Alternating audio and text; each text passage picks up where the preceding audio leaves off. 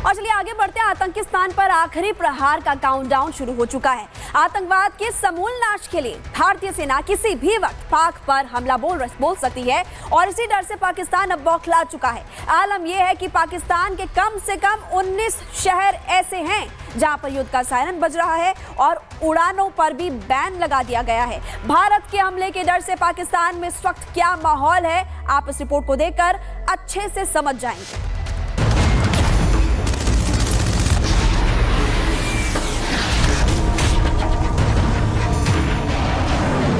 भारत के डर से पाकिस्तान कांप रहा है। रावलपिंडी से इस्लामाबाद तक सन्नाटा छाया हुआ है।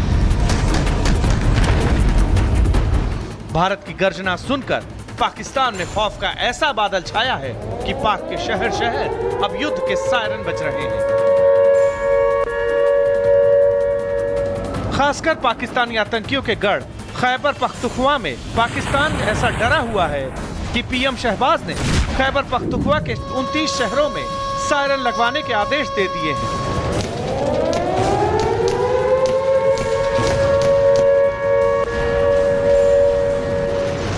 पाक को डर सता रहा है कि कहीं इंडियन एयरफोर्स अचानक ही हमला न बोल दे, उसके आतंकियों के इस पसंदीदा ठिकाने को नेस्त नाबूद न कर दे।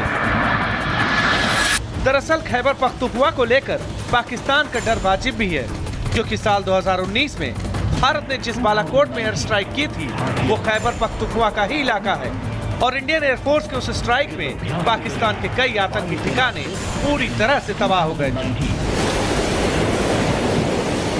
पाकिस्तान कराची और लाहौर की सुरक्षा को लेकर भी परेशान है कि पीएम शहबाज ने कराची लाहौर के एयरबेस में अगले 1 महीने तक के लिए उड़ान पर ही प्रतिबंध लगा दिया है।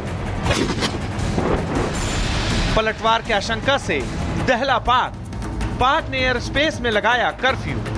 कराची से लाहौर उड़ान पर प्रतिबंध, शाम 4 बजे से सुबह 8 बजे तक उड़ान पर रोक। कराची में पाक ने किए फाइटर जेट तैनात। इतना ही नहीं, भारतीय वायुसेना के हमले की आशंका ने पाकिस्तान को इतना डरा दिया है कि उसने चीन के रहमो करम से बने ग्वादर पोर्ट पर भी अपने 25 फाइटर जेट तैनात कर दिए हैं। रफाल की ताकत की थाह लगने के बाद डरे हुए पाकिस्तान ने भारत के कहर से बचने के लिए अपना अंतिम अस्त्र यानी F-16 कॉम्बैट जेट को भी एयर पेट्रोलिंग पर लगा दिया है। और पीओके में तो जैसे पाकिस्तान को सांप ही सूंघ गया है। भारत की गर्जना सुनकर घबराए पाक ने पीओके खाली करना शुरू कर दिया है। पाकिस्तान ने पीओके में 1000 से ज्यादा मदरसों पर ताला लगा दिया है। भारत के संभावित हमले के डर से शहबाज सरकार ने पीओके में सभी मदरसों को 10 दिन के लिए बंद करने का फरमान जारी कर दिया। भारत के पलटवार का डर पाकिस्तान में इसलिए भी है क्योंकि गुरुवार को ही गृह मंत्री अमित शाह ने एक बार फिर आतंकिस्तान को सीधी चेतावनी देते हुए कहा था कि भारत पहलगाम में आतंकी हमला करने वाले किसी भी आतंकी को बख्शने वाला नहीं है। भारत चुन चुनकर आतंकियों का शिकार करेगा। वो ये न समझ ले कि हमारे 27 नागरिकों का जान लेकर ये लड़ाई जीते हो। मैं सभी आतंक फैलाने वालों को कहना चाहता हूं कि लड़ाई का अंत नहीं है, एक मकाम है। हर व्यक्ति को चुन चुन कर जवाब भी मिलेगा, जवाब भी लिया जाए। ये नरेंद्र मोदी सरकार है, किसी को बख्शा नहीं जाएगा। भारत के आक्रामक रुख ने पाकिस्तान को इस कदर बेचैन कर दिया है कि पीएम शहबाज शरीफ दिन रात बैठकों पर बैठकें कर रहे हैं। वो कभी पाक सेना का मनोबल टटोल रहे हैं तो कभी राष्ट्रपति आसिफ अली जरदारी से मिलकर स्थिति से निपटने के लिए सलाह ले रहे हैं। जाहिर है पाकिस्तान को पूरा यकीन है कि भारत कारस्तानी का पूरा हिसाब करके ही मानेगा। यही वजह है कि अब जबकि उसकी गीदड़ भभकी बेअसर होती दिख रही है तो शहबाज सरकार के मंत्रियों से लेकर मुल्ला मुनीर की डरी फौज फड़फड़ा रही है। Bureau report, Republic Bharat.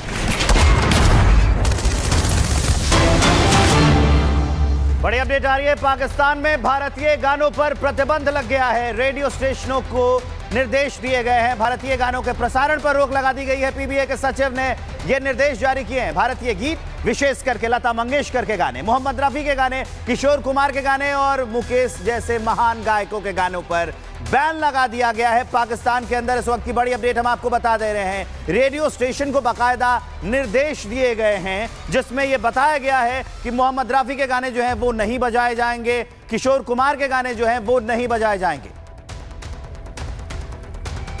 तो जो पाकिस्तान है वहां पर यह निर्देश दिए गए हैं कि वहां पर जो भारत के बड़े कलाकार हैं उनके गाने नहीं बजाए जाएंगे। पीबीए ने खुद इसके बारे में निर्देश दिए हैं। पाकिस्तान में गानों पर बैन लगा दिया गया है। किशोर कुमार के गाने पर लगाया गया है। लता मंगेशकर और मुकेश जैसे बड़े बड़े गायक हैं उनके गानों पर बैन लगा दिया गया है। और अब चलिए खबरों में आगे बढ़ते हैं। आतंकिस्तान जो है वो लगातार सीज फायर का उल्लंघन कर रहा है। भारत की सख्त चेतावनी के बाद भी सुधरने का नाम नहीं ले रहा है और यही वजह है कि पुंछ में लगातार वो सीज फायर तोड़ रहा है और भारत में इसके लिए लगातार तैयारी चल रही है। स्कूली बच्चों को भी अब ट्रेनिंग दी जा रही है।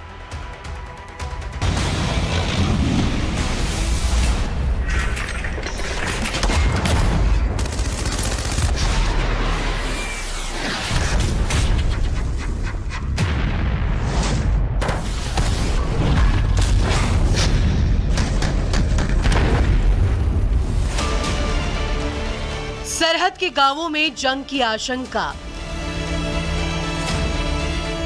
दिलों में दुआएं, भविष्य की चिंता और लोगों को ये डर। बंकर में छिपकर कैसे बचा सकते हैं जान। जम्मू के सीमावर्ती इलाकों में बच्चों को सिखाए जा रहे हैं तरीके। भारत पाकिस्तान का युद्ध होता है तो सबसे ज्यादा खतरा सीमा पर रहने वाले लोगों को ही होता है और इसलिए भारत युद्ध से पहले अपनों की सेफ्टी की तैयारी कर रहा है। बंकर तैयार हो गए हैं। सुविधाओं के साथ छुपने के लिए बंकर एक्टिवेट हो गए हैं और अब इंटरनेशनल बॉर्डर के पास वाले इलाकों में स्कूली बच्चों को गोलीबारी से बचने के तरीके सिखाए जा रहे हैं। हमारी तरफ से कोशिश है कि बच्चे अवेयर हो जाएं कि अगर कोई ऐसा इंसिडेंट हो जाता है, शेलिंग शुरू हो जाती है, क्योंकि यहाँ पे छोटे फायर्स भी आते हैं, बड़े भी आते हैं, ताकि अपने आप को बचाया जा सके। कैसे उस मौके पे अगर बाहर घूम रहे हो तो क्या करना चाहिए, किसी ऐसी जगह हो जहाँ अंदर ना पहुँच सके, कम से कम किस तरीके से अपने आप को बचाया जा सकता है। बच्चों को तो अंदर बिठाना थोड़ा मुश्किल होता है, ऐसा कुछ हो जाए तो अपने आप को बचा सकें। कम से कम डरे हुए तो हैं ही सारे, क्योंकि इस चीज़ से बचना मुश्किल है। ये एरिया बिल्कुल नज़दीक पड़ता है और यहाँ पे शेल्स गिरते हैं। अक्सर बहुत सारे शेल्स पाए गए हैं, इससे पहले भी गिरे हैं। तो इसीलिए हमारी कोशिश यही है बच्चे हमारे अवेयर रहें ताकि अपने आप को वो किस तरीके से बचा सकें। लोगों को गोलियों की तड़तड़ाहट से हर दिन गुजरना पड़ता है। बच्चे सहम जाते हैं, डर लगता है और ये हर रोज होता है। पैनिक हालात हुए हैं जब से, तब से हम बच्चों में और पूरे यहाँ पे बॉर्डर एरिया में जितने भी लोग हैं, हमारी फैमिली यहाँ से सब पैनिक है। इस पैनिक की सूरत हाल में हमने हमेशा बच्चों को कहा है कि पैनिक नहीं होना। इस दौर में पैनिक नहीं होना है। खाली आपको जब भी ऐसे हालात बनते हैं, आपने देखा ये हमारा बॉर्डर एरिया है, बिल्कुल बॉर्डर के साथ में पहला स्कूल ये पढ़ रहा है। हमने ये कहा इनको बच्चों को और इनकी फैमिली को, हमने कहा फैमिली में जाके समझा दो, जैसे ही ऐसे हालात बनते हैं, जब भी जैसे ही फायरिंग आ जाती है, आप एक काम करें, सीधा आपके कम्युनिटी बंकर अगर आपके गांव में दिए गए हैं वहां पे छुप जाएं, या वो नहीं है तो अपने घर में अंदर छुप जाएं, लेकिन बाहर ना रहें, खुले ग्राउंड में ना रहें, क्योंकि यहाँ पे अगर छोटा फायर भी किया जाए वो भी यहाँ पे उस साइड से आ जाता है। स्कूली बच्चों को टीचर सिखा रहे हैं कि अगर पाकिस्तान अचानक किसी हिमाकत पर उतर आता है और वो स्कूल में है तो अपनी जान कैसे बचाए। स्कूल मॉक ड्रिल भी करवा रहा है ताकि वो आसानी से समझ सके। फायरिंग के वक्त स्कूल में लगे डेस्क के नीचे छिपने की ट्रेनिंग दी जा रही है। अगर गोलीबारी ज्यादा होती है तो स्कूल में ही बने बंकर में छिप सकते हैं। हमारे उस्ताद ने ये सिखाया जब शेलिंग यहाँ हमारे बॉर्डर पे होती है तो क्लास में छुपना, क्योंकि हमारे स्कूल में ऐसी सेफ्टी नहीं है जहाँ हम बैकर वगैरह हम इनमें छुप पाएंगे। इसीलिए हमारे उस्ताद ने सिखाया कि हमें क्लास में छुपना है, कहीं बाहर घूमना नहीं है। ये सर हमें बहुत डर लगता है। हम अभी सोच रहे हैं कि अगर हम स्कूल में पढ़ते होंगे तो बहुत शेलिंग की आवाज़ आएगी, हमें बहुत डर लगता है। पहलगाम हमले के बाद भारत और पाकिस्तान के बीच लगातार रिश्ते बिगड़ रहे हैं और इसलिए स्कूली बच्चों को ट्रेनिंग दी जा रही है कि किसी भी हालत में कैसे खुद को बचाना है। Bureau report, Republic Bharat.